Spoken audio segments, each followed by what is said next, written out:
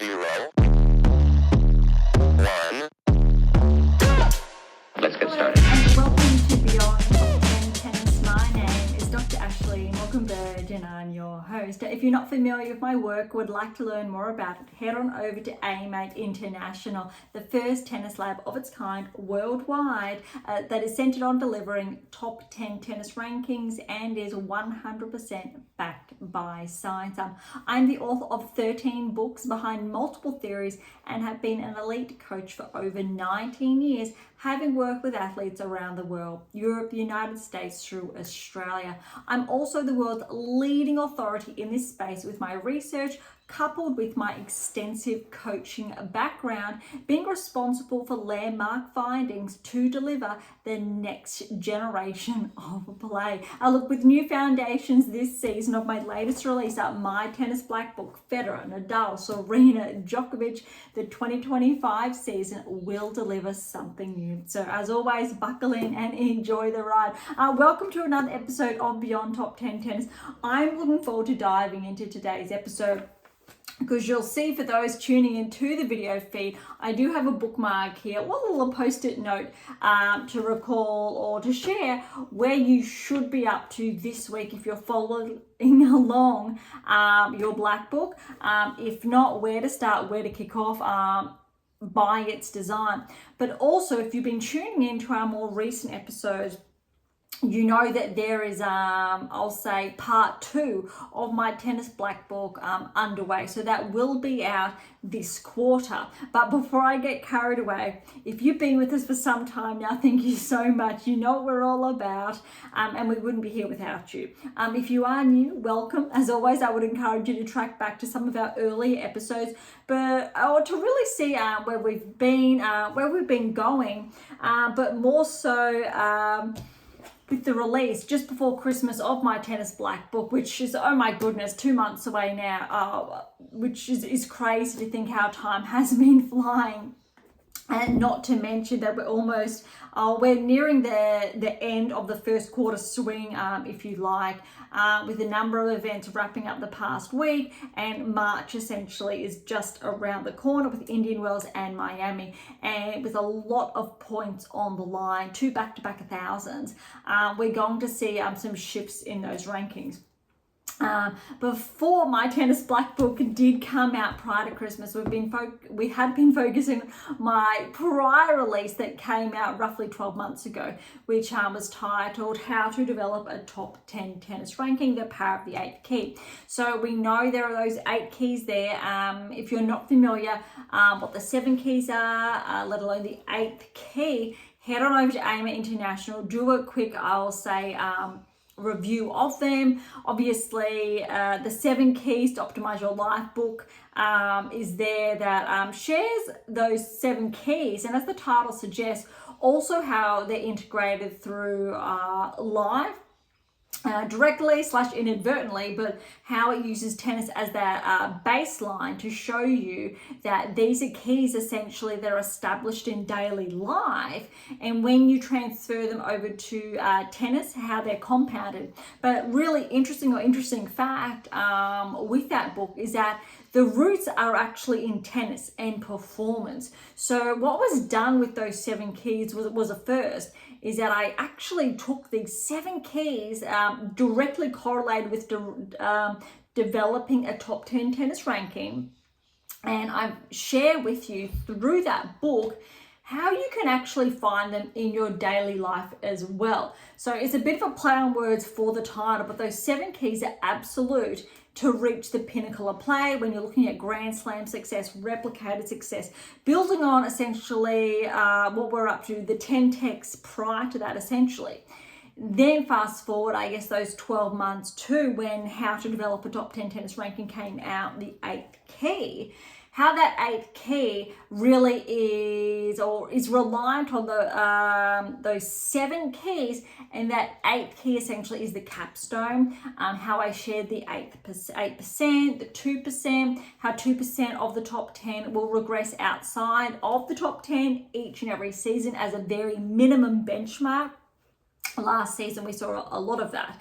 So then fast forward again those 12 months to the release of my tennis black book, shares with you why. So why last season we saw such a significant disruption, if you like, on the WTA Tour with a number of top 10 players, more than 2% regressing, and newcomers, and how this season's going to be a little bit different, but also how the ATP Tour this season's going to see some changes as well. We've already seen some new, so for example, Tommy Paul, he's already into the top 10 per our predictive analytics as well. That's been shared. Draper flagged to join the top 10.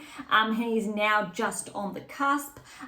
We noted the likes of Schneider to Badosa, potentially Andreeva. Andreeva's actually ahead of the data because of her results the past week, which we will get to shortly. But why that's not that surprising. There was a little bit of caution that we didn't really want that to happen towards the end of the season. Let's see if she can maintain that. If Andreeva, however, does regress outside the top 10, it's not necessarily going to be a bad thing, because she's already established that baseline and set herself up for more longevity, I'll say, at the top. I'll try not to hark on that too much, but look at that when we get to the rankings later on. So look, WTA Tour here, ATP Tour there, as always. We've got the events from last week to go over first. There was only a couple, then we've got a couple this week, and time permitting, then we can share even more. But before we dive into that, My Tennis Black Book, if you are reading it, if not, please do grab your copy to follow along. Without going into all of the detail, tune into, I guess, those early episodes, or our most recent ones so far, I'll say this season. So where you should be at, you should be in block 2. So think of it as far as months 1, 2, 3 through to 12. They've been broken down into blocks. You can start irrespective of where your block is. That's why it doesn't necessarily have to be January, February. You may pick this up in March, block 3, but March will be your block 1. Hopefully that makes sense. So if you are following with this season, per se the months, we could say you would be up to week 4 of block 2 task, which means, look, you're tracking back to early episodes, roughly around episode 12 this week. Chapters, look, depending on your level, if you can see, we've broken it down to 1, 2, 3 levels, and I've shared this previously. So if you're a high performance player, level 1, if you're almost at that elite level, but not quite, so you're progressing in those ranks, potentially you're ranked between, that 800 to 400 in the world. Level 2, level 3, you're inside the top 100, shifting towards the top 50, working towards the top 10.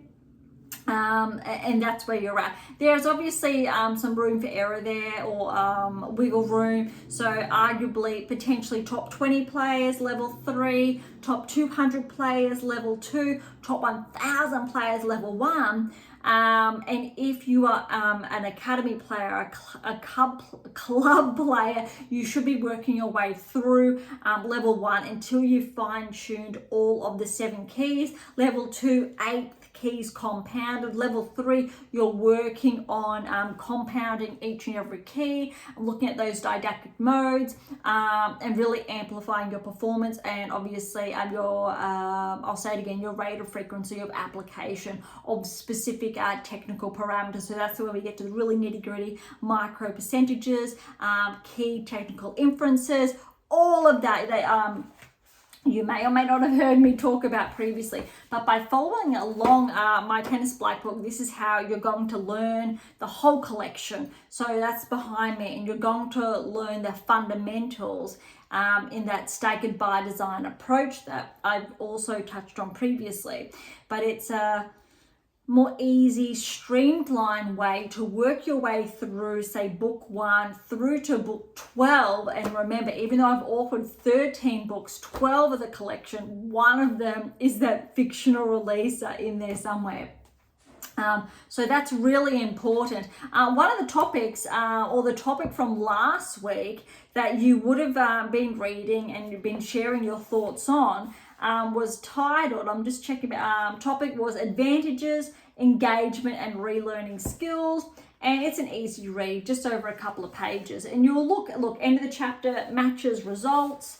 going forward now is your graph. So look at all that chart work, 1 page per week. That's really important. I wanted to highlight that this week, that rather than for your black book to be double in size, I wanted to make sure it was relatively easy to carry around. Just under 300 pages, really easy, not too big, not too small. So this next release that's coming up, and I did share more on this in last week's episode, and I believe the one prior to that, is that 1 page has been expanded, I think at this stage, to around 4 pages. So you'll have 4 pages to pen down your thoughts every single week. So it is a companion to your black book. It is your journal. It is your workbook. Think of it as your daily/weekly tennis homework that you should be completing with the integrated tasks of my tennis black book and all of those key learnings. So whether it's with your coach or independently, your friends, your opponents, your parents, everyone that has an influence on your game, whether directly, indirectly, you've got key thoughts to share, key markers to share, shared in your black book that now with this journal you're going to be able to elaborate on. You can use it as just your tennis journal exclusively or in collaboration with life as well, because I'll say 80% of the questions which you're familiar with in your black book are tennis orientated, but you still have that 20% that are, I'll say, life orientated. What are you doing this week?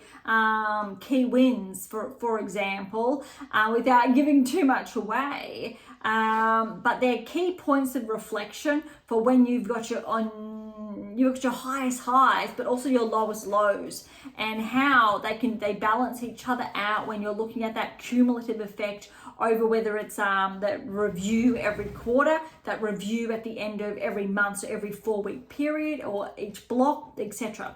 I will go into just a little bit more in the upcoming episodes. It's still just being fine-tuned, so it's not released just yet. But in the next couple of weeks, I'm imagining the next 4 to 6 weeks roughly, and you will have it then to be able to track the rest of your season. So I'm really looking forward to that. So it'll be the first release of its kind for the collection, and that's really important because it's something that is missing that you really need. View it as if I was coaching you, and I cannot physically coach each and every one of you, but through these tools is my way of helping you reach that next, I'll say, optimized state of play and track towards the top 10. And when you're looking at the science and you're looking at the data and you bring all of it together, that's what happens. Key players that have informed all of this by the namesake of my tennis black book: Federer, Nadal, Serena, Djokovic. All 4 of those players, the best players of all time, with those 20 plus Grand Slams or 20 or more Grand Slams apiece. The data on each of those players is really exciting, but they're really the footholds of everything that AM8 International stands for and has built upon. Players who we've benchmarked over the years, names include Kerber even before she won her first Grand Slam, Murray before he won his first. Looking at the likes of, say, Osaka a couple of years ago before that happened, Swiatek before she won the French and how she was tracking. Looking at the likes of even Sinner, Alcaraz, why Badosa, for example, regressed outside the top 10 and why she's back in. The likes of Paul, so more recently, why Fritz regressed outside last year, came back in, why Tsitsipas regressed out, Rune regressed out. Key markers there, and why certain players are looking at tracking inside the top 10, why the majority of top 10 players actually don't win Grand Slams, and why there's a key differential between those who actually do, how to close that gap for players who can win Grand Slams, what they're really missing. I think there's so much there that's so exciting and profound. And again, a lot of the work that I'm behind is world first. It's never been done before. And that's why it's really setting the stage to help you, whether you are that player, that coach, or a parent, wanting to help for the parents help your child, the coach wanting to help your player, the player wanting to inform yourself even more, empower your game even more. This is your complete toolkit. And it's taken a while. It's been in development for the best part of the last 12 years. And obviously those releases continue to come. We are slowing down slightly because there was a lot to, I think, get out at the the first initial years, the really nitty-gritty scientific jargon. But because I've built this incredible platform now, Beyond Top 10 Tennis came to fruition I think we're at almost that 18-month mark, believe it or not. And we're almost at, we're over 140 episodes. So you have a complete library now to access. And my Tennis Black Book does refer to this library and the collection as well to use, to really empower you and to progress your game. All right, so again, so much there. I'm getting carried away, so let's head on over to the results. Again, we're going to kick off with the WTA Tour before we then move on over to the ATP Tour results. We're going to kick off this week with Dubai Championship. So that one wrapped up a couple of days ago now. So look, we looked at all of the first round results last week. We're going to dive in really quickly to second round results, round 32, because we did touch on some of them last week. Only a few, so we're going to recap for the majority, so bear with me then. All right, so there are a lot of points on the line here. It was a WTA 1000, and that's why we have a new top 10 player this week, who I really just did share a short time ago. All right, so bear with me. Sabalenka and Kudermetova. Sabalenka with that win. I hope she was looking at potentially playing Alexandrova, who got that win last week, or just over, we'll say 10 days ago. Wasn't to be. Kudermetova played too well, got the win over Alexandrova. Sabalenka then got the win over Kudermetova 3 and 4, looking pretty smooth in that second round. Tauson Svitolina, this was a huge match, especially look, Svitolina coming through against Kalinske was so smooth. Tauson, this was never actually going to be easy. Svitolina was favoured, but I would say Tauson's been quite dangerous since the Australian Open. Recall Aussie Open, when Tauson and Sabalenka did play, and Tauson actually gave Sabalenka a scare there. Probably her biggest scare in those earlier rounds. I think it was around the third round mark from recollection. But that's why this was not that surprising. Tauson with the win, 7-6, 3-6, 7-6. Those tie breaks were 7-5 and 7-4 respectively. All right, Schneider and Noskova. Remember how well Noskova played last week. She has been tracking. She is one to watch, and I did pinpoint Noskova is on track to break into the top 20 potentially this quarter.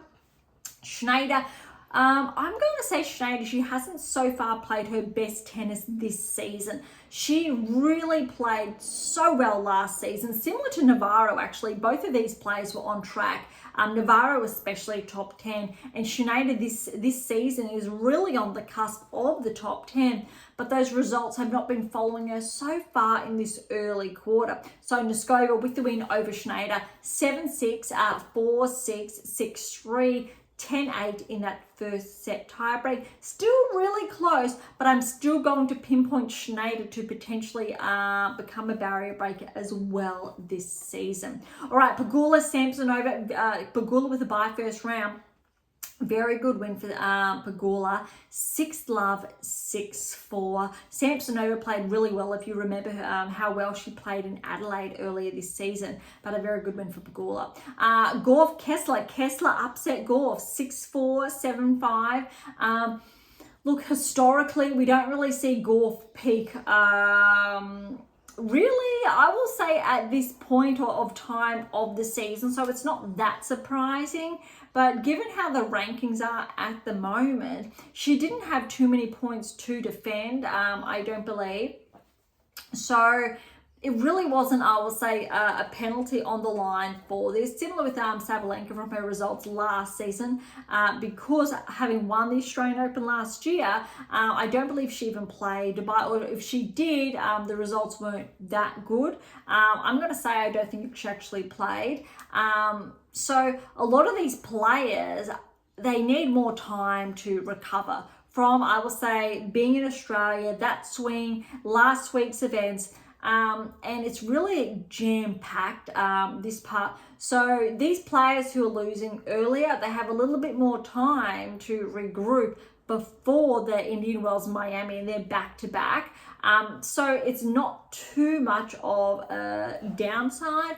Players historically who do really well here, they're going to have to be very conscious of their recovery to still perform well throughout March, which definitely can be done. The issue here is that is monitoring those recovery phases if they are not regrouping or recuperating, as I will say, quickly as desired.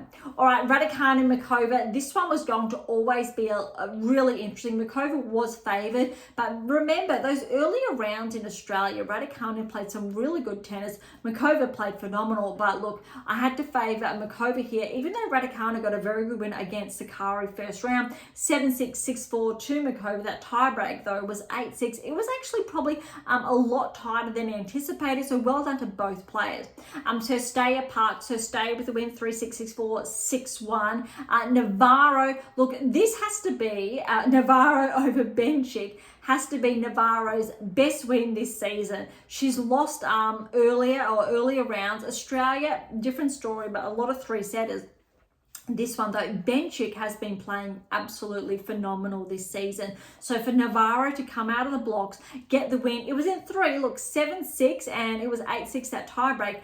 2-6, 6-3. So Navarro with that win, that was important. That said, we need Navarro to track even further, get some more wins under her belt. Otherwise, even though she's been inside the top 10 now for, I want to say we're at like that 2-3 month mark now, she is susceptible to regressing if she's not going to maintain and track forward that level of play that we came used to last season, because the likes of Schneider, for example, now Badosa, who's just been bumped outside the top 10, they're really on the cusp of pushing forward. Rybakina and Uchijama, Rybakina with a good win there, 3-2. Badosa over Mertens, good win, 2-1.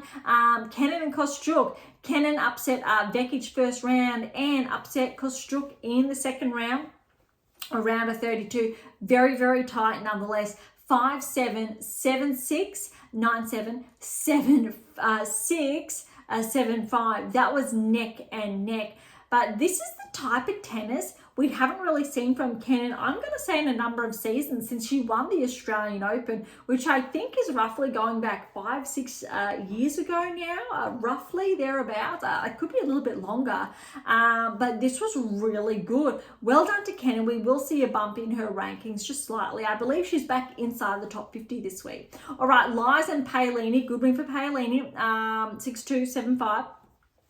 Look at this, Stearns and Zheng. This isn't surprising because Stearns, very good win over Jabeur first round. Zheng had the bye. Stearns, who's been playing some really solid tennis this season, over Zheng, 7 seed, 3-6, 6-4, 6-4. Not too sure if Zheng had too many points to defend here, because obviously we know last year she was a finalist at the Australian Open. But this, we're not really seeing that level of play we got used to from Zheng last season. That said, she had a huge run at the second half of last season. So I do believe that Zheng may very well hold on to her top 10 ranking for the first half of this season because she doesn't have that many points to defend. But if she doesn't find that level that she had in the second, I'll say, second half of last season, Zheng will undoubtedly drop outside the top 10. Similar consequences from, say, the likes of Jabeur, Vondrousova, Sakari that happened last season as well. Vondrousova and Ondreeva for the very good win there, 7-5, 6-love. And Vondrousova had actually been playing she'd played a few good matches, the first round and then last week. So Ondreeva was on fire here, especially in that second set. Yastremska over Potapova, 2-3. Swiatek was absolutely solid over Azarenka, 6-love, 6-2. All right, moving on then to, I will say, the round of 16. Sabalenka Tauson. You heard, I guess, what I was saying previously about Thorsen. Sabalenka playing some good tennis there, but Thorsen upset Sabalenka 6-3, 6-2. Why that's not shocking is because you really need to go back to their match in Australia and remember what happened, how close it was. This was a huge, significant win for Thorsen, but I think really well deserved. Sabalenka, I think, equally a little bit burnt out from Australia. She had a huge run at the end of last season. Remember, she was playing back-to-back, a lot of wins to secure, I will say, the #1 ranking, whereas Swiatek, not so much. Gauff, yes, but then not so much prior to that. So it's really interesting when you're looking at the recovery matrix, for lack of better wording. So very good tennis played from Thorsen. I'm curious to see if Thorsen's able to maintain that level through the March swing. Also interested to see how Sabalenka regroups. I definitely think she will regroup on a more positive note. Also worth noting, I don't believe Sabalenka has too many points to defend from Indian Wells and Miami respectively from last season, which is really interesting considering the gap between Swiatek and Sabalenka in the rankings. Look, it's just over 1,000, but I believe Swiatek actually has more points to defend than Sabalenka.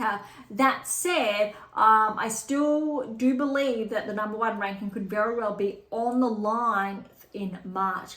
All right, again, round of 16. Next, we've got Noskova and Pegula, and well done to Noskova. Look at this, over Pegula, 6-3, 7-6, tiebreak 10-8, but really goes to show how well Noskova has been tracking. I did earmark her around 12 months ago when she got that win over Swiatek, third round Australian Open. And look, she dropped off a little bit. She wasn't able to defend her points in Australia, but she really has maintained her level of play the last, I'll say, 2 to 4 weeks. Definitely this result is I'll say a very positive metric. Interestingly, even though Pegula lost in the round of 16, her ranking has increased. That is because Paolini won Dubai this time last year, and because she did not defend the title, she unfortunately dropped a significant number of points, which means other players jumped forward. We'll get to that shortly.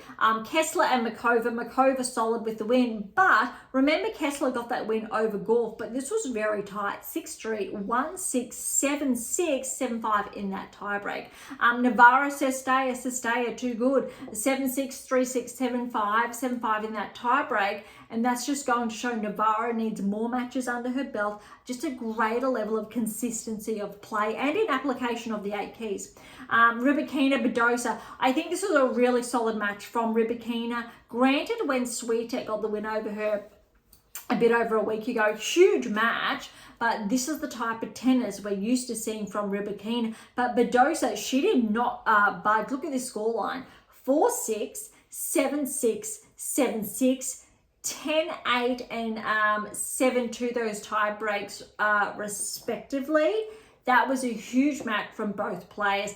Even though courtesy of Andreeva doing well this week, Badosa being bumped outside the top 10, she is on the cusp. You can see with her level of play. But Rybakina, she really needed to hold on after not defending her points last week.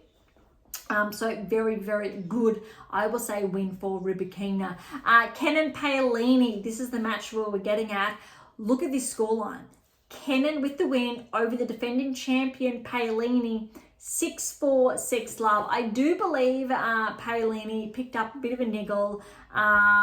Well done for not retiring and seeing it through. Hopefully she recovers well for the March swing.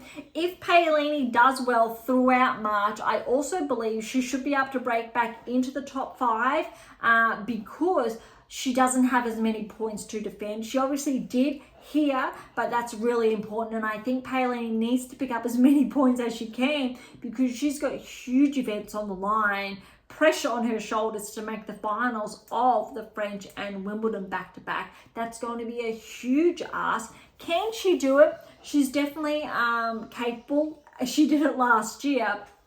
But to ease the pressure, doing well through the March swing would be a really positive note for her. All right, Andreeva and Stearns. You heard how well Stearns played against Zhang. But look at this, Andreeva, 6-1, 6-1 over Stearns. Swiatek over Yastremska, 7-5, 6-love. Absolutely brutal, but well played. All right, so let's move on to the quarterfinals.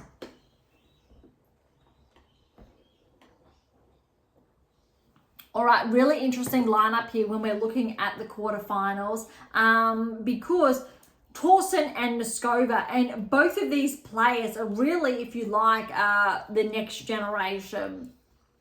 Granted, Gauff's roughly similar age as both of these players. I don't have ages in front of me, but I know they're about early 20s. Swiatek's just slightly older by 1-2 years. But really, these are the players entering, because we know how well Thorsen's tracking. You've heard what I've said against or about Noskova, my apologies, tracking. But look, this was very close. Thorsen with the win over Noskova, 7-6, 6-4, 7-4 in that tiebreak. But that was so close that I'm really pinpointing both Thorsen and Noskova now top 20 this season. That's powerful. Makova got the win over Sersteya, 6-2, 7-5. Rybakina got the win over Kenin, 6-2, 7-6, 7-2 there. Good to see Rybakina's level of maintenance being upheld. But this was the surprise. Andreeva upset Swiatek 3-3. In all fairness, that really suggests one break per set, really close. But when you're looking at, I think, Andreeva, the game maturity, how well she's progressed, advanced, that's really notable. Look, Gauff, Sabalenka, they fell early on. Swiatek kept going. Even Paolini fell slightly earlier as well, and Zhang. So Swiatek's the only player of the top 5 to actually make the quarterfinals of 1,000 events. Really notable. Rybakina obviously holding on, being, I think, the top seeded player, and that's really important, I think, to note that Andreeva, she just played incredible. But well done to Swiatek pushing through to the quarters, because I think we have to remember she did the same last week as well. All right, which means semi-finals, we had Thorsen, Makova, Rybakina and Andreeva. And look, Thorsen, Makova, this was exciting. Thorsen with the win over Makova, 6-4, 6-7, 6-3. Tiebreak was 4-7, could have gone either way. But well done to Thorsen. Look how well she's been playing. But Makova is another player really on the cusp of the top 10. So you can see the women's tour players pushing and pushing, how it's regrouped to find a similar, I will say, polarity with the ATP Tour with players really pushing and pushing, really putting the pressure on players inside that 8%. Challenging them, can you hold your ground? Because we have more players knocking on the top 10, wanting to come in, if you like. And these are the players edging closer. And why?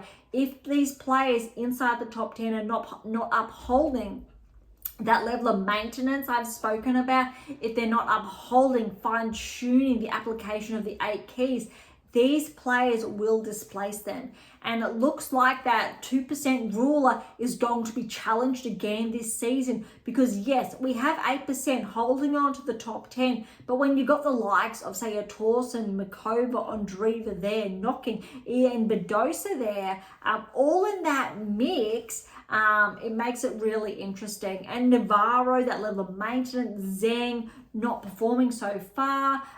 It's a very interesting conversation. All right, the other semi-finals, Rybakina, Andreeva upset Rybakina 6-4, 4-6, 6-3. Both of these semi-finals neck and neck. And then finals, Andreeva over Thorsen 7-6, 6-1. That tiebreak 7-1. Andreeva just simply too good. We know that by the rankings, but Thorsen is obviously gaining ground. Huge win for Andreeva. I believe youngest player to win 1,000 event. But both of them, I think, cumulatively were or was the youngest age or collective age of a finalist in a 1,000 event. So well done to both Torsten and Ondreva. But because of this result, Ondreva has cracked the top 10, become a barrier breaker.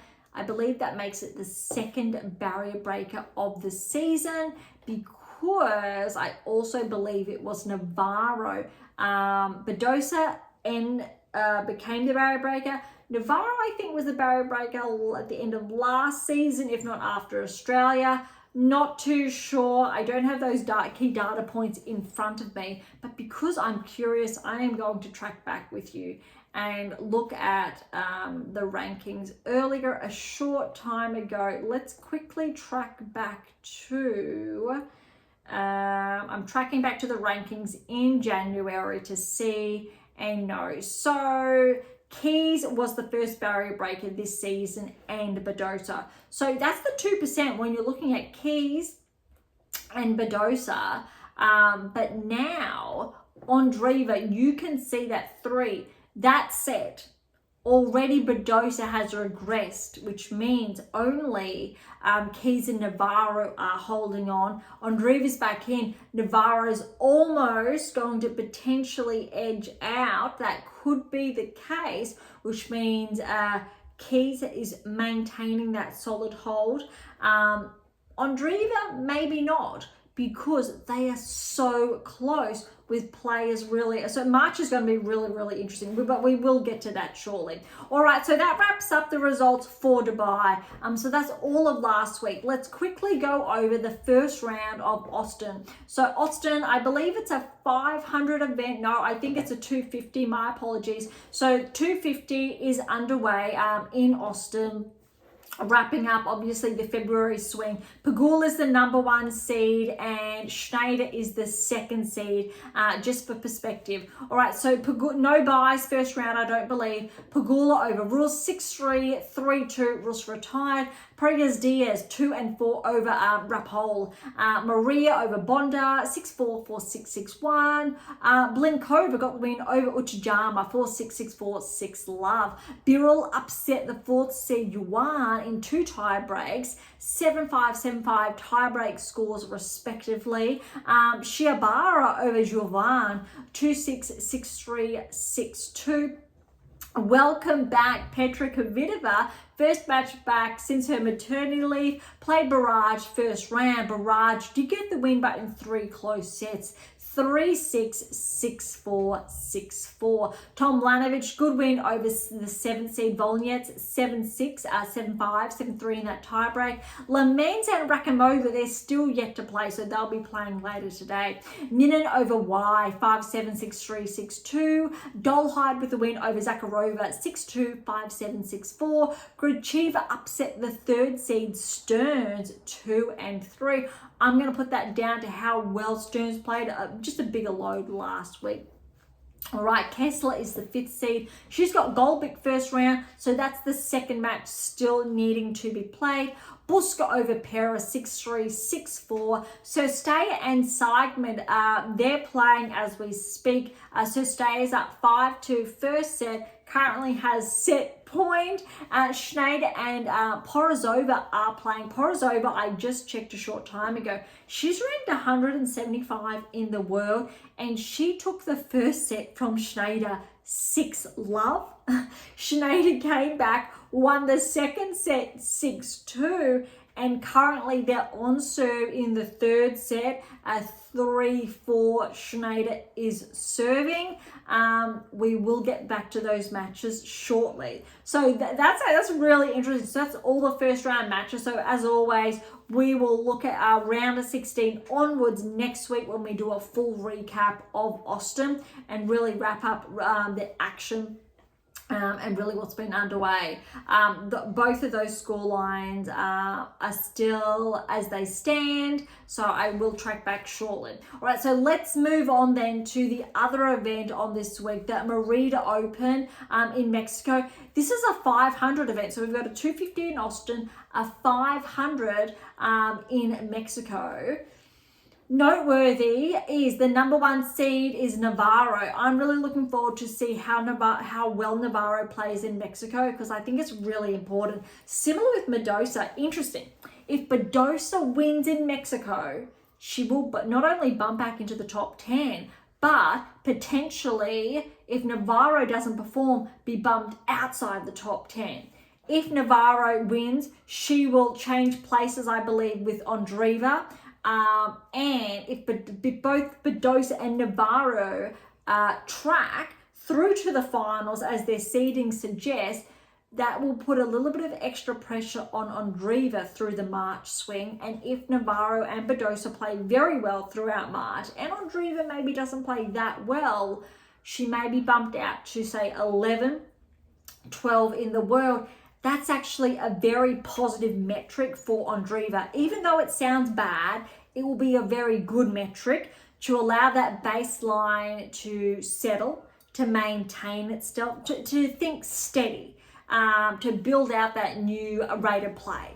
And then towards the end of the season, top 10 is really where she's looking. And depending how her level of play goes this season, potentially, you really can't write Andreeva off this season from very maybe winning her first Grand Slam with how well she's been playing. It's a huge call, a very big call. There are a number of other players up there, but I'm not going to put too much pressure or too much out there until we're leading up to those next slams. And I really want to see how these players are performing in between those events. Andreeva's already one of the front runners, how well she's been playing. I'm going to put Swiatek, obviously, with how well she's been playing too. Obviously, she hasn't won titles, but she's still been playing some really good tennis. That's probably primarily those in the top 10. Obviously, Sabalenka's up there. We haven't seen too much of Keys. Rybakina's in the mix, Navarro, but that's really top 10. But again, we'll get to the rankings. Well, hold on. That wraps up the Merida Open first round. We need to dive into with the results. So before we wrap that up, so we've already shared what may happen if Navarro and Mendoza continue to track, but some of these matches have been completed, not all. So Navarro, she's got a bye first round. We'll play Martic in the round of 16. Martic got a win over Stevens, 6-2, 6-3. Was really rooting for Stevens purely because she's been bumped outside of the top 100. I think for the first time in potentially in 10 years, or since she broke inside the top 100, which is a really impressive metric. But since she has been bumped out, potentially she may regress further, hopefully not. All right, Lynette over Cocchiaretto, 4-0. Sakari and Sonmez are actually playing live as we speak. Sonmez won the first set 7-5, and Sonmez is also up 4-1 in the second set. I believe Sakari may have some points to defend here. We'll find that out next week. Vekic with the bye first round. She will play the Aussie joint in the second round, who got a good win over Grabher, 3-2. Bozesa Miniero over Jamakova, 7-5, 5-7, 7-5. That is brutal, neck and neck. Bozesa Miniero will play Evniasian in the round of 16, who upset the 7th seed Fretch. 4-6, 6-3, 6-3. Arango, who won her first title, I believe it was her first title, I think it was 2 weeks ago now, got the win over Carl, 2-3. Sheriff and Jones. Jones got the win over Sheriff, 6-4, 3-love. Sheriff had to retire. Shramkova over Sun, 3-1. Lulu Sun hasn't been playing her best tennis so far this season. She made that huge run. I want to say it was to the semi-finals of Wimbledon last year. Quarterfinals, I'll say semi-finals. But she really hasn't been able to, I'll say, lift her game and perform since then.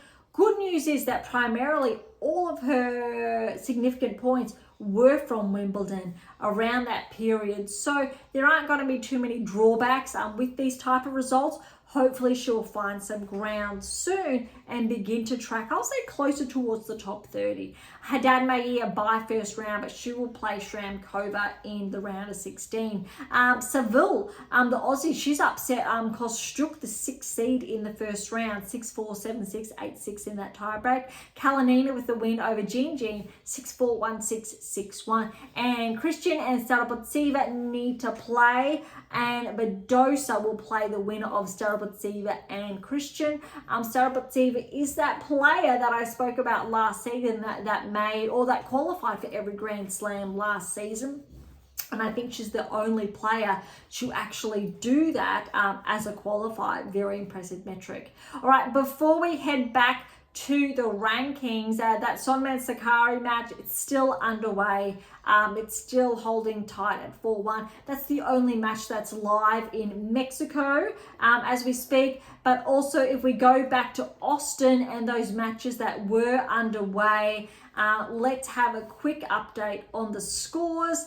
Surstayer won that first set 6-3 over Seidman, and the second set will get underway shortly. Schneider and Potazova, they are actually neck and neck in that third set now for all. It is on serve.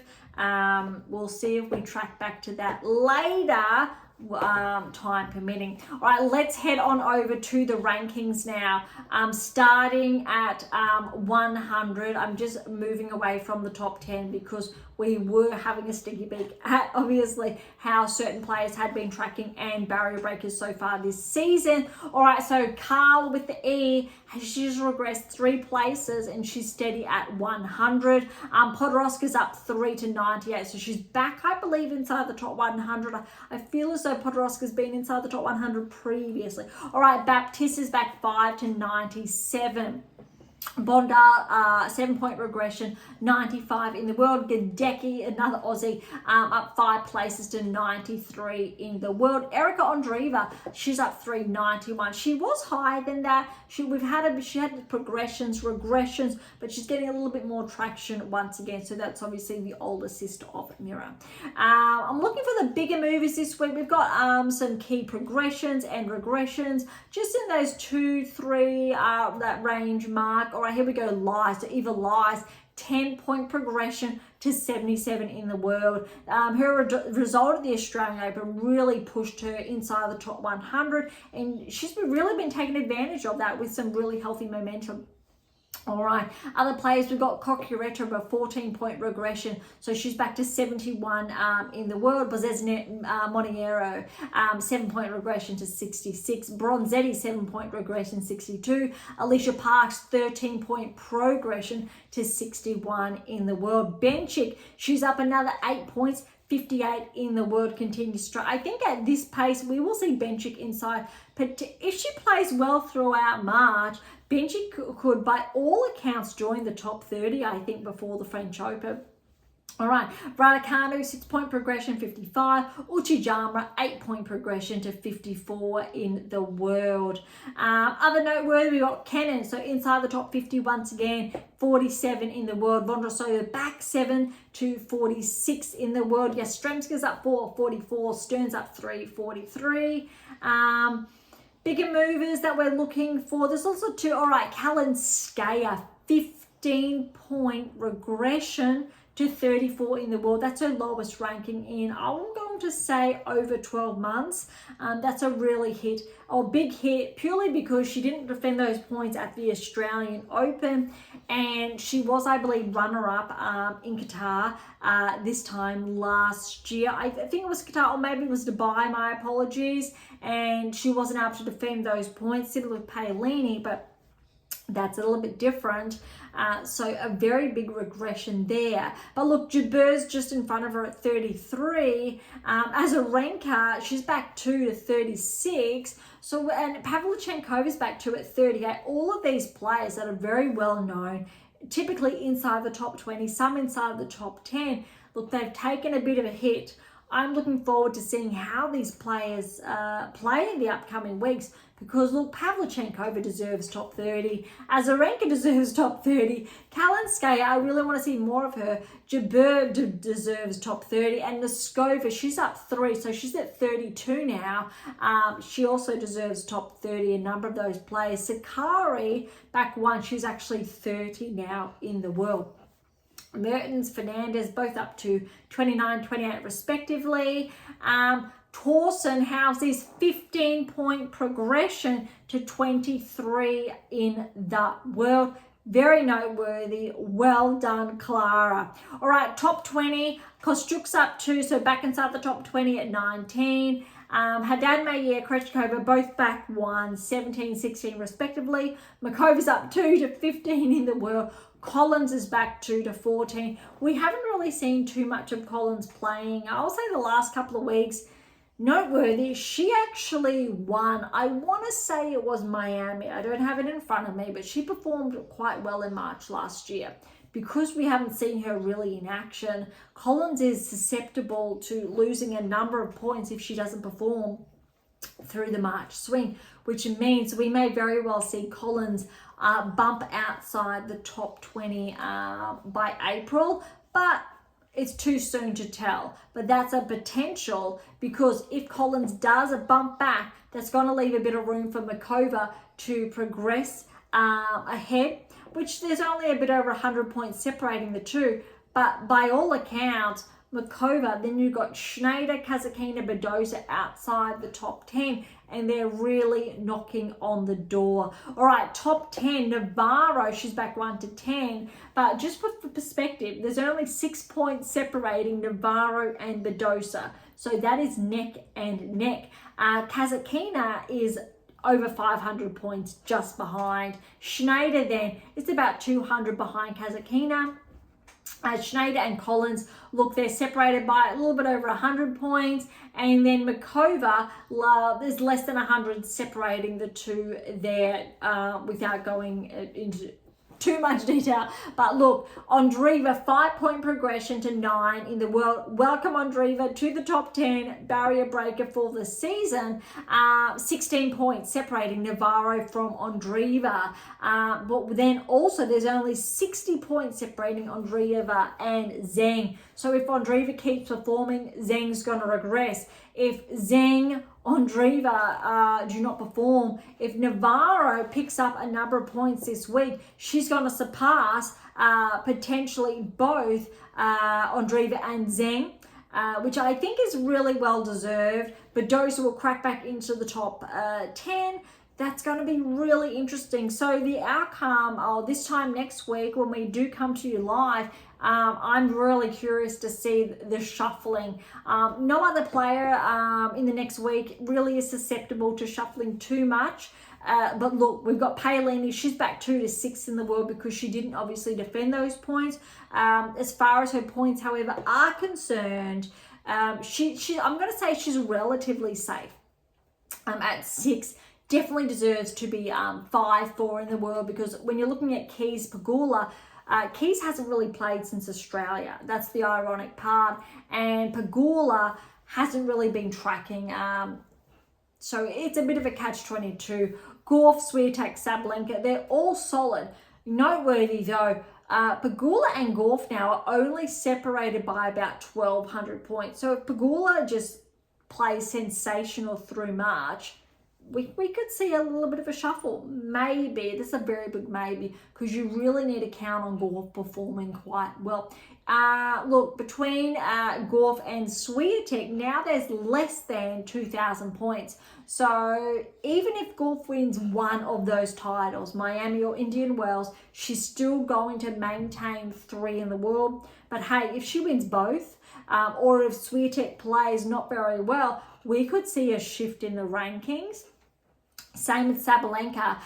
She's just over, I will say, 1,000 points ahead of Swiatek. But if Swiatek plays sensational through March and Sabalenka not so much, there could be a shift. But again, like I said earlier, Swiatek, I believe, has more points to defend than Sabalenka, and that's going to be a bit interesting. I also believe Sakkari has points to defend, which means if she does not, she could also regress further outside the top 30. All right, that's a lot there, but you know, each episode I really love diving into these rankings to share how the performances cross over to the rankings and how players are tracking. So before we move on to the ATP Tour, I'm just going to have a quick peek at Austin and those results that were live, and we do have look, the Cirstea Seidman match. Seidman's up 2-love on serve, so she got the break serve. Schneider and Porozova, they are still on serve. It is 5-all.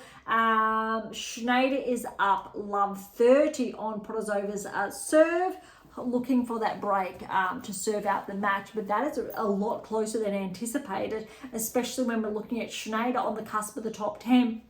And Porozova 175 in the world. And I don't believe we had any live, or we had one live match, the Sonmez Sakkari. And look, Sonmez is serving for the match. She's up 5-2 in that second set. All right, that we're going to bring that to a close and head on over to the ATP Tour and give it our full attention. All right, some big news, I think, on the ATP Tour this week, because let's have a look at Qatar, because we know Alcaraz didn't track, as I will say, as far as potentially anticipated, but we've got some other good results, some not so expected. All right, so shifting our attention to Qatar, let's have a look at some of these first round matches really quickly, purely because we did go over most of them last week. So I'm just going to highlight a couple of these. Alcaraz over Silic 4-4. That was a really good one. Also, Dimitrov fell first round. Berrettini over Djokovic, straight sets.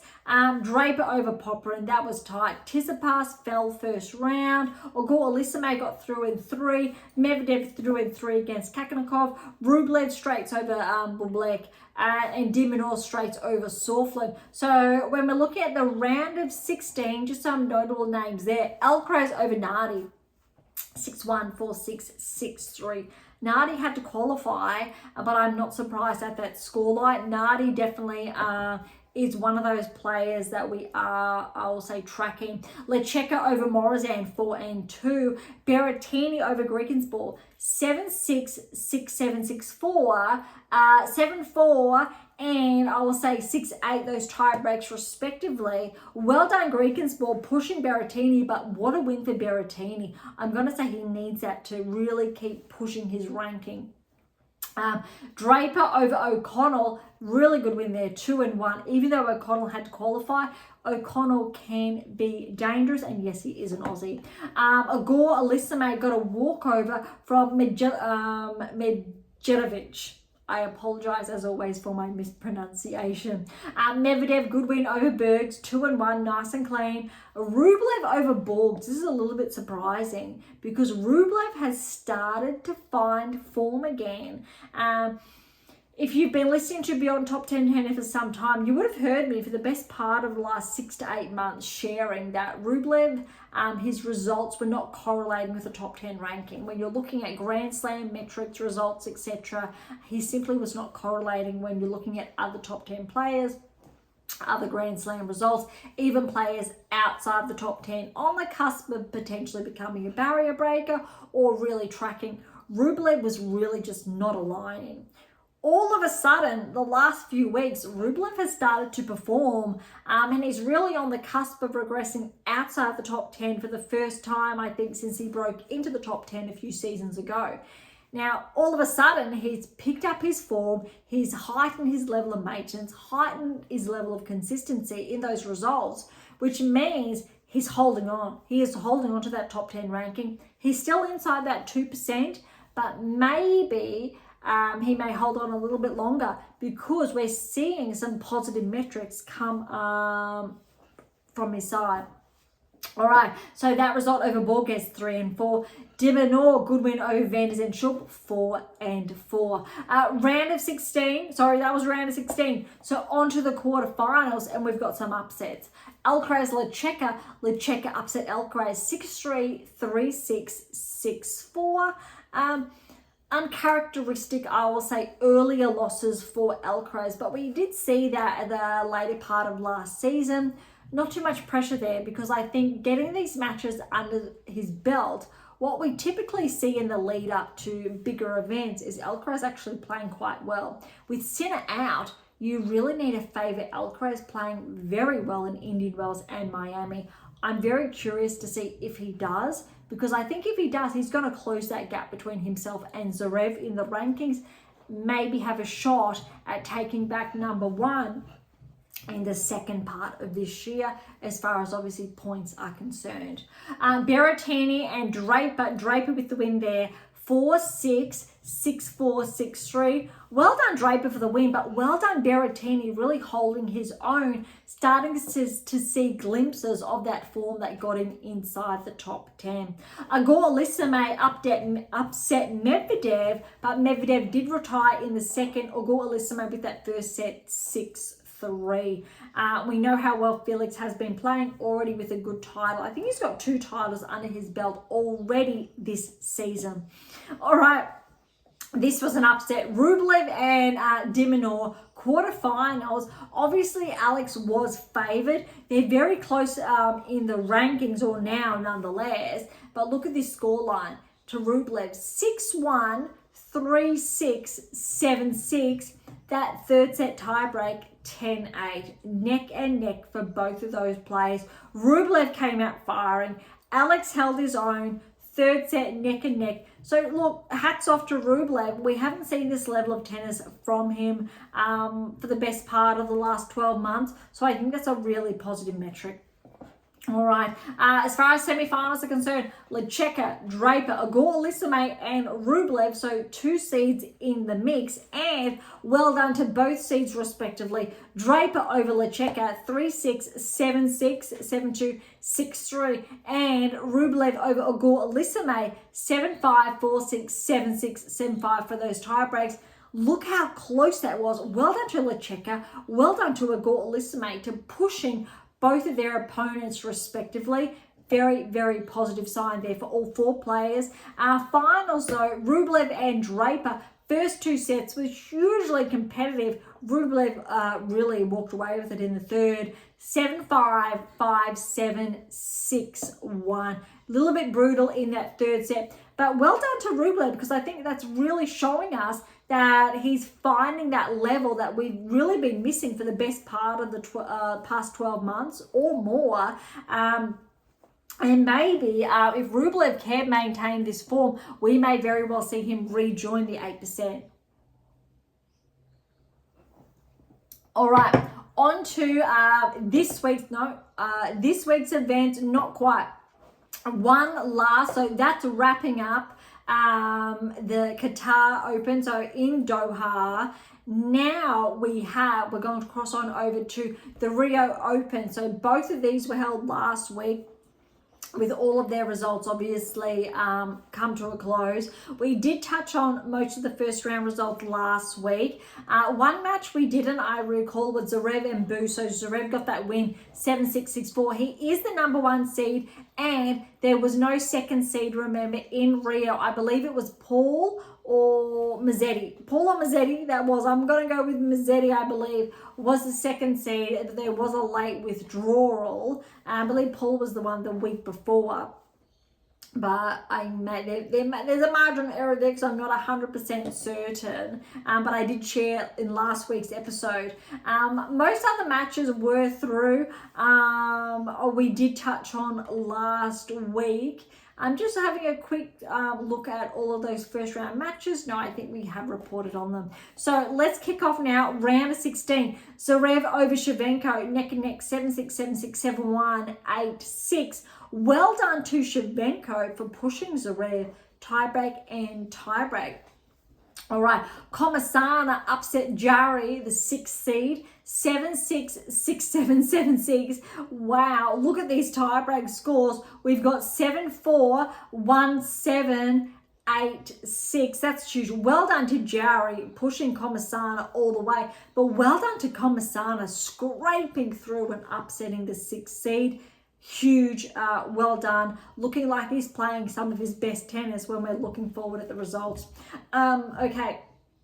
Serra-Lundo, the 4th seed over Darderi, 6-7, 1-7, 6-3, 6-2. Mueller over Echeverry, the 8th seed, so there's an upset there. 7-5, 7-6, 7-5. A lot of these matches are neck and neck. Excuse me. Next, we've got Baez, 5th seed over Navone, 6-4, 1-6, 6-3. Monteiro, the wild card. Seng, the qualifier. Seng got the win, 6-7, 6-3, 7-6, 4-7, and 7-4 respectively in those tie breaks. Ogur, Carabelli, lucky loser with the win over Zuma, 4-4. And Faria, the lucky loser who replaced the 2nd seed, got the win over Muna, 6-4, 2-6, 6-3. There was a lot of very, very tight, tough matches for the round of 16, and I don't know how many tie breaks we just shared. All right, quarterfinals are a little bit more smooth sailing. The only 3-setter is this one, Zverev and Komasana. Komasana's on a roll and upset the number 1 seed Zverev, 4-6, 6-3, 6-4. What this means is that Zverev was not able to close that gap between himself and Sinner. Whereas he's got a very big opportunity if he plays exceptionally well and gets enough wins. He could very well put himself in a position to overtake Sinner. I will say in the first half of this season, because there is a bit of a gap between them. But this is by all accounts a missed opportunity. Sounds a little bit harsh, but he was the number 1 seed or the best player by ranking by far. No other player, I believe, in the draw was, say, inside the top 20, let alone when we're looking at the quarterfinals, not one player is inside the top 20, let alone, I don't believe, the top 30. I'm just going to check that by looking at, other than Serra-Lundo, my apologies. So, no, wait. Yes, Serra-Lundo is ranked 26th in the world, so it is the 4th seed. That said, still a very, very good opportunity. All right, Serra-Lundo, 4th seed, was upset by Mueller, nonetheless, 7-5, 6-1. Baez, 5th seed, got the win over Seng, 4-1, and Ogur, Carabelli, the lucky loser, with another win, but over Faria, another lucky loser, 7-6, 6-4. That win, though, for Komasana over Zverev, 4-6, 6-3, 6-4. Very impressive for Komasana. Tight, nonetheless, by Zverev. Let's see also, I'm curious to see how Zverev plays throughout March, also obviously with Alcaraz. It's really, I think, going to be interesting to watch. All right, on to the semifinals, and we have only 1 seed, which was Baez, or is the 5th seed. All other players are unseeded, plus a lucky loser playing the 5th seed. Komasana and Mueller. Mueller with the win over Komasana. So his run comes to an end, but he had some wonderful scalps in Rio. 7-5, 6-7, 3-7, 6-3, and Baez over Ogur Carabelli, 3-6, 6-1, 6-1. And the seeded play in Baez, the 5th seed, facing Mueller in the final. Baez with the win, 2-3. Well done to Baez. That is very significant. I'm looking forward to see what the rankings do say. But that wraps up the Rio Open and all of the results from last week underway. So this week we actually have 3 events underway. Most of the first round matches have been completed. Some are, I'm going to say a 50-50, but if we move over to Dubai now, so Dubai kicked off, well, I'll say 1 day ago. So we have all of the first round results to report on. All right, so in Dubai, Medvedev is the number 1 seed. A 2nd seed is Dimonor for perspective, but we've already got some upsets. So let's have a look at this. Medvedev, good win over Struff. So he's obviously recovered from that retirement, which is really good to see. 6-4, 7-6, 7-4 in that tiebreak. Mapesh Perikar got the win over Zhang, 6-3, 7-6. Mapesh Perikar will play Medvedev, my apologies, in the round of 16. That could really be a big match.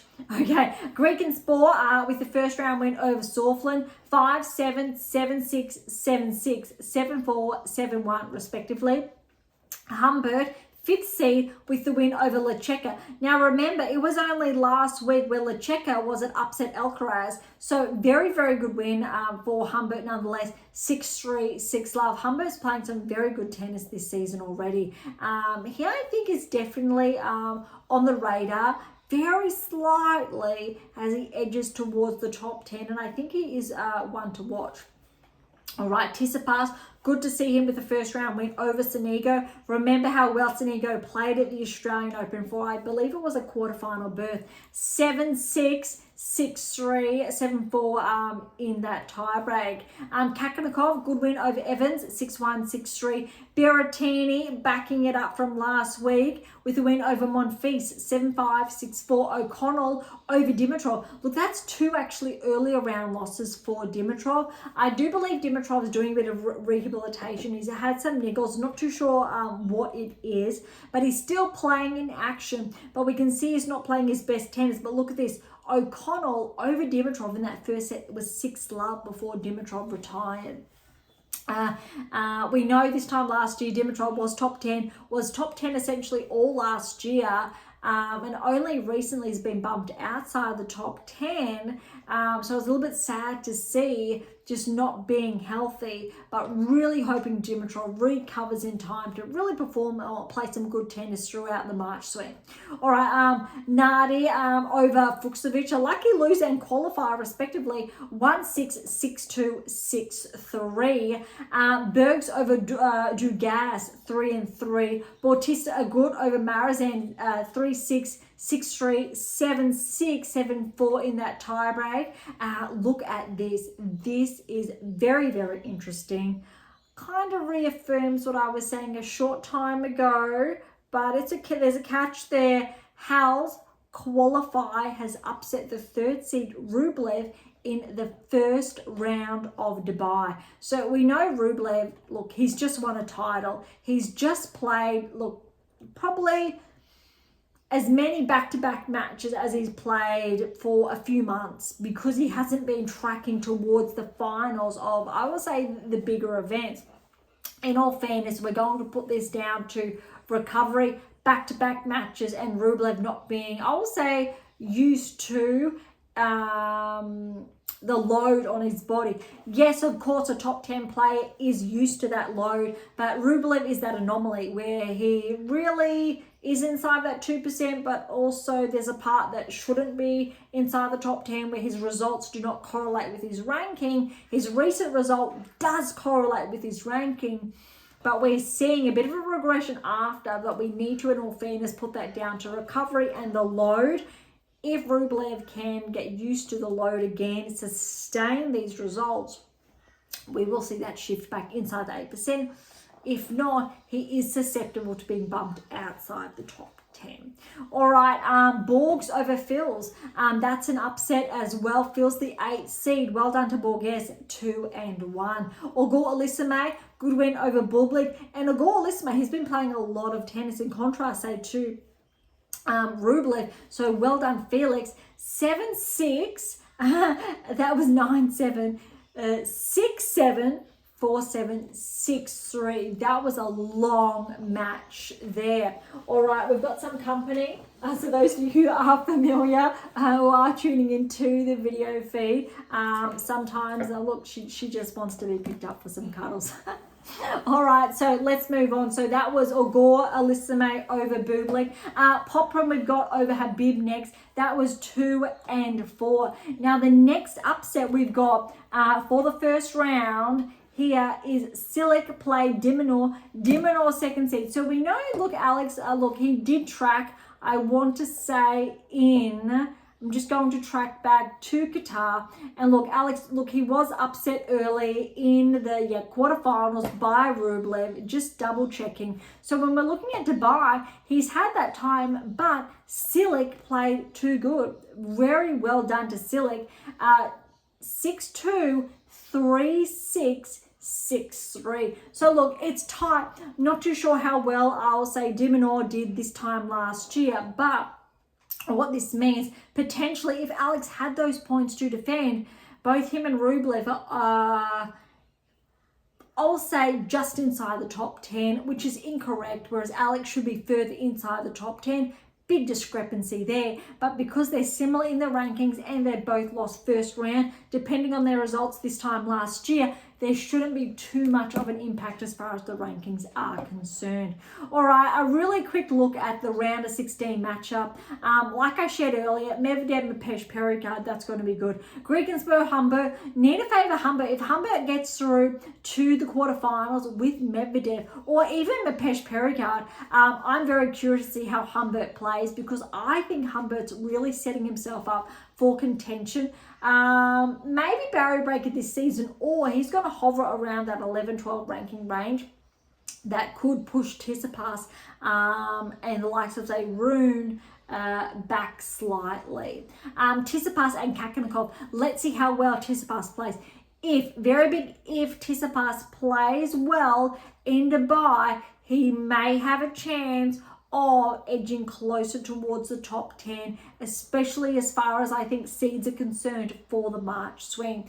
Berrettini, O'Connell, Nardi, Bergs, Bautista, Goodhouse, Borges, Ogor, Elisame. Let's see how well Ogor Elisame can play. Can he get title number 3? Because arguably, Ogor Elisame is one of the best players so far this season, even though it's not showing in the rankings. He's been showing up. Ogor Elisame, and you need to give it to de Minaur as well. And then let's add Alcaraz, Zverev on top of that. I really want to say maybe just Zverev. Haven't seen the best from Alcaraz just yet. But we're seeing some really good tennis from players. Not inside the top 10. Yes, inside the top 10. A little bit in between, but players really that are tracking closer and closer and closer.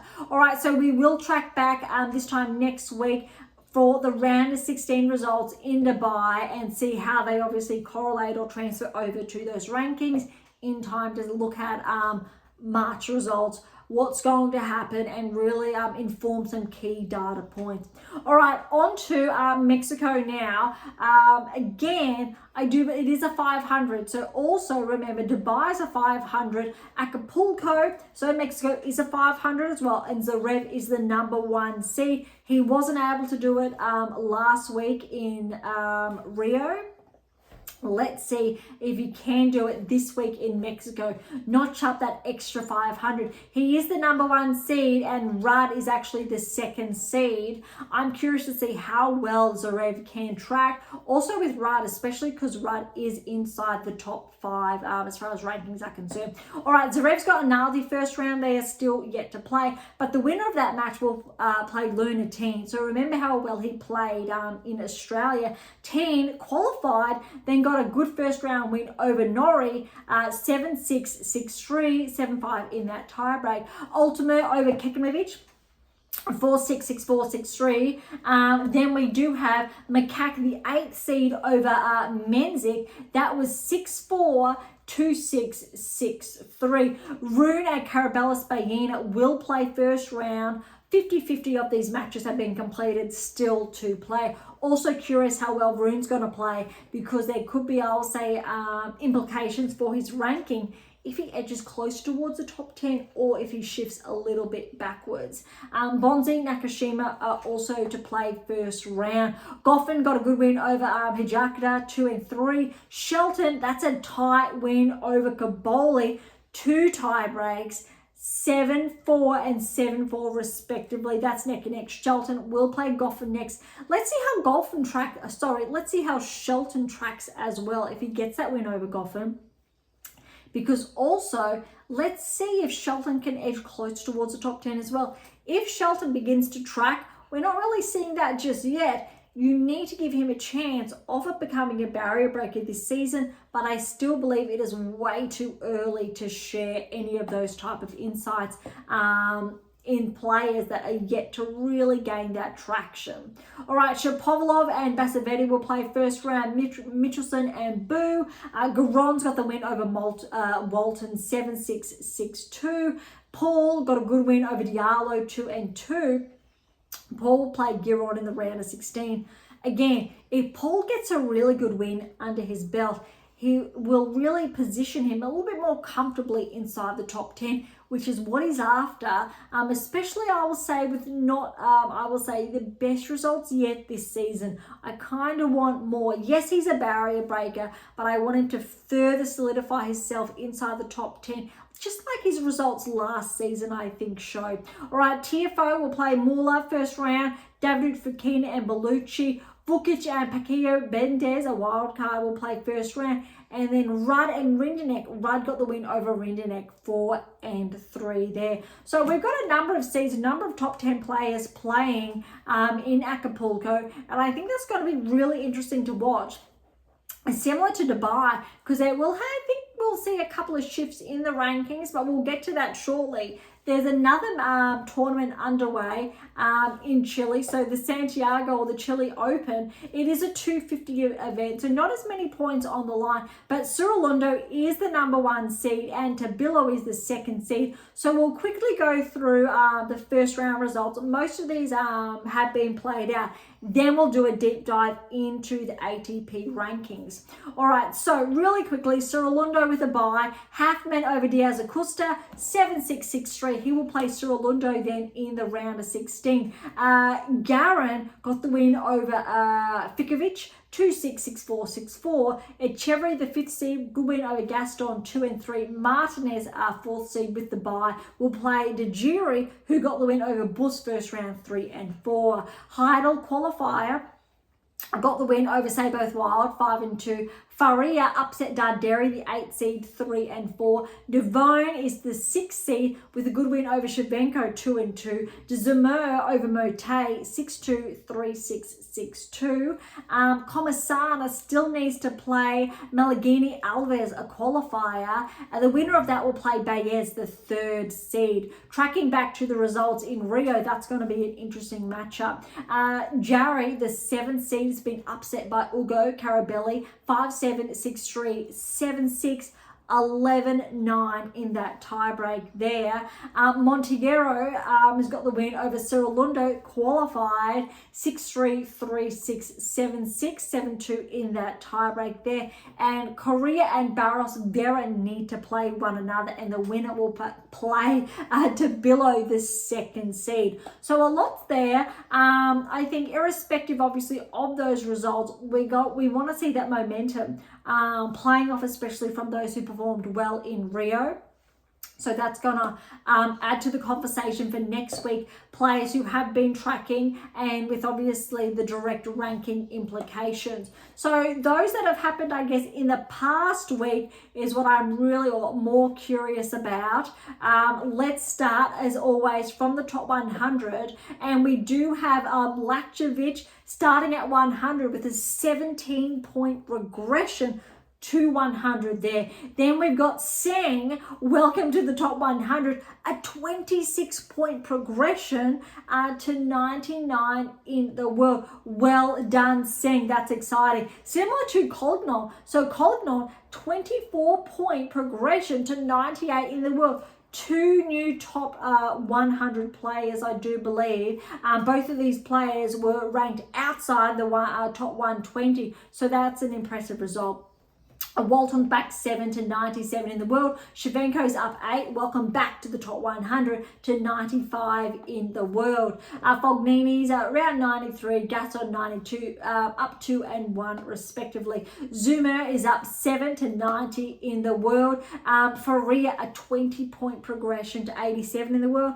welcome to the top 100 for Rio. A lot of our new top 100 players, which is really great to see. Thiago Seyboth Wild, 11-point regression to 86 in the world. Djokovic, 8-point regression to 85 in the world. Kokonakis, 8-point regression to 84. Tans back 3 to 83 in the world. All right, Van der Schulp, 7-point progression to 80. Nardi, 6-point progression to 79 in the world. Fonseca, he's taken a bit of a hit. Look, he's been on a huge run lately, but he's got a 10-point regression to 78 in the world. Look, he's not in action this week. He didn't show up in the draws, but I'm looking forward to seeing how he plays in March.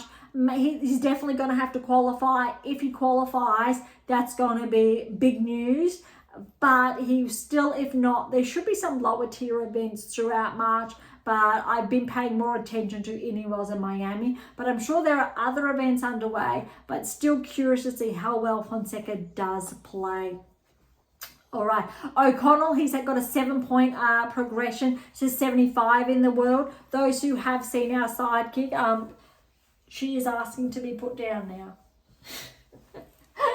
Okay, so now we've got Norrie here, a 15-point regression. So he's back to 74 in the world. Nishikori's back 73, but noteworthy to see where he's hovering, I think, in the rankings. Ugo Carabelli, after his results last week, 22-point progression to 69 in the world. And Comasana, with his results last week, a 19-point progression to 67 in the world. Both of those notes are very impressive. Navone, 18-point regression, 64 in the world. A lot of small movers around his ranking range, a lot of 2-point progressions. Then we've got a lot of 2-point regressions as well around that 60-50 ranking range. Menzik, he's a 9-point regression, 54 in the world. Looking at the bigger movers now, here we go. Muller, a 19-point progression as well to 41 in the world. Great to see. We've got a lot of big jumpers on the ATP Tour this week. Borges just up 1 to 38 in the world. Thompson's back 8, 37 in the world. He was inside the top 30, but it's just been bumped outside this week. A lot of ones almost. Oh, here we go. Berrettini, a 5-point progression, back inside the top 30 in the world. That has been a long time coming for Berrettini. I think it needs to be at least 2 to 3 plus seasons since he was bumped outside. Very, very noteworthy. Look, if Berrettini plays well this week, if he plays well through March, he could very well bump inside the top 20, which would be great to see. Because you need to remember the likes of Berrettini, Shapovalov, Felix Auger-Aliassime, for example, all former top 10 players. And it's really good to see a number of them just clawing their way back steadily. Really great to see. Kakanakov, look, he's back 3 to 24. Lecheka, he's up 3 to 22 in the world. That's, I think, really important to note. Granted, with his result over Alcaraz the past week. Auger-Aliassime up to 21 in the world. He is on the cusp of being back inside the top 20. Look, no big movies from the top 20, but we're seeing some regressions. Look, Dimitrov, Humbert and Shelton and Rune are all back 1 respectively because Draper has overtaken all of them to 12 in the world. New ranking high for Draper to 12. Very, very noteworthy. And look at this. This is huge between Tsitsipas, who's at 11, and Draper, 5 points. Just 5 points is the difference between the two, which really means, look, I didn't see Draper in the draw this week. Tsitsipas is playing. If Tsitsipas picks up points, we will see him get a bigger lead over Draper. If not, that's neck and neck. Look, Tommy Paul's at 10. He's back 1. Traded places Rublev up 1 to 9. But that's around a 300-point lead. 280 points separating, or 275 specifically, between 11 and 10. But when you're looking at Draper and Rune, there's only 30 points actually separating the two. And there's only 40 points separating Rune and Shelton. So that's why if Shelton actually does well this week, he could surpass the likes of Rune, potentially even Draper, and even potentially Tsitsipas. Believe it or not, if Shelton wins this week, he could actually be bumped inside the top 10. He is within reach. Same thing almost applies to Humbert. Bit more on the line there, 100 points-ish separating Humbert from Shelton. So he'd really need a bit of a push. But a bit surprising, disappointing to see Dimitrov back at 16, was obviously inside the top 10 only a few weeks ago, or that's what it seems. All right, inside the top 10, I've just shared that Paul and Rublev have switched places. Just ahead of Rublev, though, is de Minaur. He definitely deserves to be 6, I would say, with how he's been playing, but he did have that earlier loss the past week. Irrespective of the quarterfinal, then that early round loss. Djokovic looking steady at 7. Medvedev, yes, because he has been playing, I would say, well. But all other players we haven't really seen, say the likes of Rudd in action, except this week. Fritz, we're not really seeing him in action, but still steady at 4. Alcaraz at 3. Zverev, obviously, then Sinner. And look, as far as rankings are concerned, there's literally 3,000 plus-ish points separating Zverev from Sinner. If Zverev plays sensational, let's say he wins Miami and he wins Indian Wells, maybe he's actually within reach. Obviously needs a bit more and to play well at the French. Sinner's going to be back in time for the French though. So look, it's going to be really interesting. But Alcaraz is only, or he's less actually than 1,000 points, 600 points between Alcaraz and Zverev, which means if Alcaraz wins Miami or Indian Wells, one or the other, if not both, there's a very good chance he will take back the number 2 ranking. So there will be a bit of a switch, and you kind of need to give Alcaraz a little bit more of a nudge to overtaking Sinner this year over Zverev. Of course, Zverev has a chance, but you're looking at the consistency, their results, performances. Both of them have a shot. But look, in all fairness, Fritz is he's behind by over 2,000 points.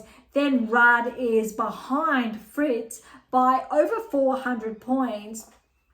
So there's a lot there. It's going to be, I think, more interesting at the top. Similar to, I'll say, the WTA Tour, but a WTA Tour is closer.